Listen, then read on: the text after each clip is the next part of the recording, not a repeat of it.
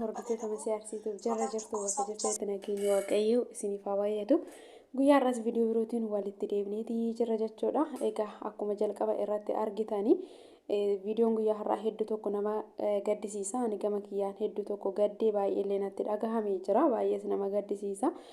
Innaa gama namaa warroonni chaanala kanaaf haaraa taatan sabiskiraayib gochuun gara maatii kootti dabalama. Warroonni maatii koo taatan immoo yoo isinitti tole nama biroos ni barsiisa yoo jettan sheer godhaa yaada keessanis koomentii irratti naaf qoodaa dogongoras qeeqamas yoo qabaatan akkasuma egaa wanti saabaa irra ga'e hedduu waan nama gaddisiisu waan ulfaatu dhalleedha jechuudha. Egaa inni guddaan inni lubbuudhaan hafuu isheeti osoo kana caalaa miidhaan isheerra gahaa ta'e osoo mootii lubbuu isheetii irratti illee tarkaaffii garaagaraa fudhata ta'e baay'ee tokko ulfaata jechuudha. Qabeenyi itti dhufti qabeenyi badus fudhatus homaa jechuu miti waan garuu osoo gudaatii kaffa'e tokko yookiin cimaa tokko isheerra hin ga'in hanga kana lubbuudhaan hafuun ishee ana hedduu tokko natti tolee jira. Yaa miidhamni akkuma jirutti ta'ee garuu hanga kana gara miidiyaatti illee dhuftee dubbachuun ishee hedduu tokko natti tolee jira ana jechuudha. Jabaattee haftee miidhama hundumarraayyuu haftee dubbachuun ishee ana hedduu natti tolee jira jechuudha. Egaa hordoftoonni kiyya jechuudha warroonni biyya keessas jirtan warroonni biyya alaas teessanii viidiyoo kana dhaggeeffattanii asirraa nutillee barnoota fudhachuu qabna. Maaliif wanti nama tokko irra gahee nullee boruu iftaan nurra gahuu danda'a waan ta'eef jechuudha. Kanaaf nutillee of eeggannoo gochuun baay'ee barbaachisaadha. Egaa hojii tokko fakkeenyaaf yoo har'a hojjechuu baanne jenne dirqama ofirratti murteessuu hin qabnu jechuudha. Inni guddaan nuti fayyaa ta'uudha waan ta'eef jechuudha.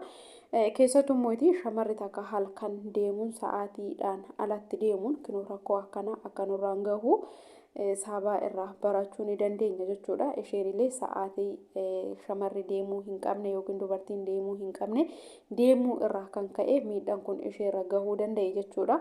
Osoo gizeedhaan gara mana ishee galti ta'ee qabeenya ishee hin saamamtu. Akkasumallee immoo miidhaa kun hundi isheerra hin gahu ture jechuudha. Garuu sa'aatiidhaan ala deemuun hangana akka nu miidhu kana hubachuu qabna jechuudha. Yeroon keessa jiru baay'ee ulfaata akkuma argaas dhagahaas jirrudha. Namni sa'aatii kanatti namaaf hin yaadu faayidaa dursa waan ta'eef jechuudha. Kanaaf namni kunillee immoo qabeenya isheerraa fudhate hangas mara hin miine garuu yaa rukutuu maal haa jedhu malee osoo lubbuullee ni baasa ta'e hangoluma tana ture jechuudha. Kanammoo kan fide sa'aatiidhaan ala deemudha. Kanaaf hojii keenya irrattillee yeroo hojjennullee hojii san dhiisnee gizeedhaan yoo mana irraa fagoo taane gara mana keenyaa galuudha malee sa'aatiidhaan ala deemnee miidhaa garaagaraa akka nurra gahu asumaan beekuun barbaachisaadha jechuudha. Kanaafiyyuu saaban akkuma argitan baay'ee miidhamtee jirti jechuudha. Hedduu miidhamtee jirti. Kanaafiyyuu waaqayyoon isheedhaaf illee fayyaa haa kennu isiniin jechuu jaaladha. Kanatti aansee immoo shamarran keenya obboleewwan keenya warroonni dhiiratillee jechuudha. Shamara jechuun obboleettii keessanii haadha manaa keessanii haadha keessanii. Kanaafiyyuu yaa namni hundi kana raawwataa osoo hin taane garuu yaa namni tokko akkuma isheen argaa jirtu isheen dubbatte kanaadha jechuudha. Bakka nama gaafa kophaatti argatan rakkina garaagaraa namarraan geessisu kun immoo baay'ee ulfaata. Hedduu tokko jechuudha. Kanaaf osoo wanti akkanaa kun hir'ate baay'ee gaarii natti fakkaata. Garuu haa ta'u immoo namni yeroo ammaa waliif yaaduu dhiisee jira. Kan waan gaarii waliif yaadu irra caalaa immoo kan waan hamaa walitti yaadutu baay'ata. Nama hunda osoo hin taane namoonni muraasni jechuudha. Kanaafiyyuu sa'aatiidhaan alatti akka hin deemne kun dhaamsa kooti. Hanga fe'e hojiin isinitti haa baay'atu gizeedhaan baatanii gara mana keessanii galuudha. Inni biroo immoo namni tokko erga manaa bahee sa'aatii san halkanii bilbila koon ilaalaa ture jettee jirti. Osoo bilbila ishee ilaaltu baajaajiin iddoo biraatitti ishee buusee bira darbe jechuudha. Kunillee immoo rakkina guddaadha. Sababbiin isaa sa'aatiin kun darbee jira ni beekti. Erga sa'aatiin kun darbee isheenis yaaduu qabdi ture jechuudha. Maaliif nama miidiyaa fayyadamtu tokkodha. Nama waa hundaa bal'isee yaadudha. Akkasumallee mootii haala yeroo keessa jirru nama beekudha waan ta'eef beektudha isheen turte jechuudha. Garuu mootii sa'aatii saniin osoo baajaajiin mana ishee ittiin hin gahin iddoo biraatti buuse kanaaf rakkoo isheerraa gahuu danda'e jechuudha. Kanaafiyyuu xiyyeeffannoo yommuu karaa deemnu bilbila keenya qofarratti osoo hin taane eessa akka deemaa jirru itti yaaduun barbaachisaadha jechuudha. Innaa kanadha ammallee isheen kan irraa rakkoo gahuu danda'e. Baay'ee tokko nama gaddisiisa. Namni waggaa karaa deemu akkamitti kana hunda libbiin isaa bilbila irratti akka badu anaaf yeroo jalqabaati. Jechuun karaa deemu san biyaansi keessattuu osoo guyyaallee ta'ee guyyaadha. Guyyaayyuu osoo ta'e biyaansi eessatti na buusa makiinaan kun kan jedhu yookiin bajaajiin kun eessatti kan na buusa kan jedhu itti yaaduu fi fuuldura isaa ilaaluun barbaachisaa ture jechuudha. Garuu immoo yaa wanti hunduyyuu yoo guyyaan ga'e wanti hafuu hin jiru. Kanaafiyyuu isheenis qabeenya ishee bilbila ishee waayifaa ishee fudhatamu homaa jechuun guyyaa gahe jennee fudhachuu ni dandeenya.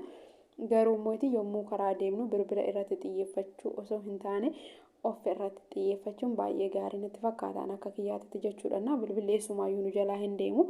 Mana soggaa gallee ni ilaalla jechuudha. Kanaaf kun gaarii miti hin barbaachisu. Jechuudha achirratti baay'ee tokko na ajaa'ibde osoo bilbila ilaalu bakka jettetti baay'ee na ajaa'ibde dhugaa dubbachuudhaaf jechuudha. Namni halkan jechuudha osoo guyyaa ta'e guyyaa jettu.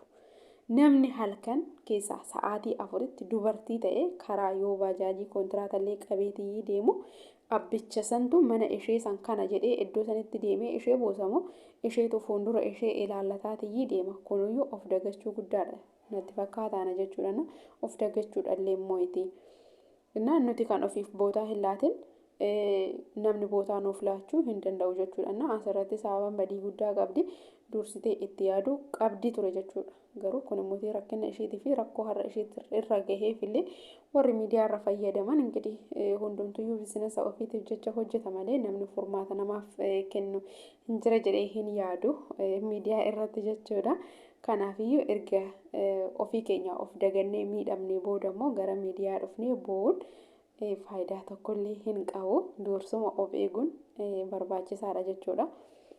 Kanaaf obboleewwan keenya warri biyya keessa jiraatanii suuqii garaagaraa hojjettan mana keessanirraa fagaattanii bakka garaagaraa hojjettan yeroo gara mana keessanii deemtan biyaansi yoo isinitti illee lixxeeyyuu xiyyeeffannoon keessan karaa deemtan san ta'uu qaba malee bilbila keessanirra ta'uu hin qabu waan ta'eef jechuudha. Karaa mana keessanii kaatanii gara manaa galtan sun sa'aatii xiqqoodha waan ta'eefiyyuu mana keessanis galtanii fayyadamuu ni dandeessan jechuudha. Kanaadha dhaamsi kiyya guyyaa har'aa'ee. Akkasumas immoo gizeedhaan gara mana ofii galuudha wanta ta'aa jiru. Yeroo ammaa namni hangam akka garaa walitti jabaachaa jiru hundumti keenyayyuu hin beekna waan ta'eef nuyiidha kana of eeggachuu qabnu. Erga miidhaan nurra gahe gara miidiyaa dhufnee bo'uun furmaata nuuf hin kennu. Yaa ofii argachuu fi akkas yoo ta'e malee jechuudha furmaata kennuu hin danda'u jechuu barbaadetanii haa ta'u malee garuu maaliif gara miidiyaa dhuftee dubbatte jechuu barbaadetii miti jechuudha. Barnoota nu ta'a. Of eeggannoo akka nu taasisu akka ofii keenyaaf taasisnu nu taasisa waan ta'eef jechuudha. Garuu yaa hanga danda'ameen of eeggannoo gochuun barbaachisaadha rabbii gaditti jechuudha. Kan nama eegu rabbi garuu immoo rabbii gaditti nuti yoo of eegne baay'ee barbaachisaadha jechuudha. Shamarri takkammuti halkan keessaa sa'aatii 4 sa'aatii dhiirriyyuu alaa galuudha. Sa'aatii isheen sa'aatii 4 jette halkan keessaa jechuudha. Sa'aatii ilmi dhiiratu alaa galuudha yeroo ammaa kana keessatti. Egaa viidiyoon kiyya guyyaa har'aa kanuma fakkaata hanga yeroo biroo walitti deemnutti turtii gaarii isiniif haa ta'u.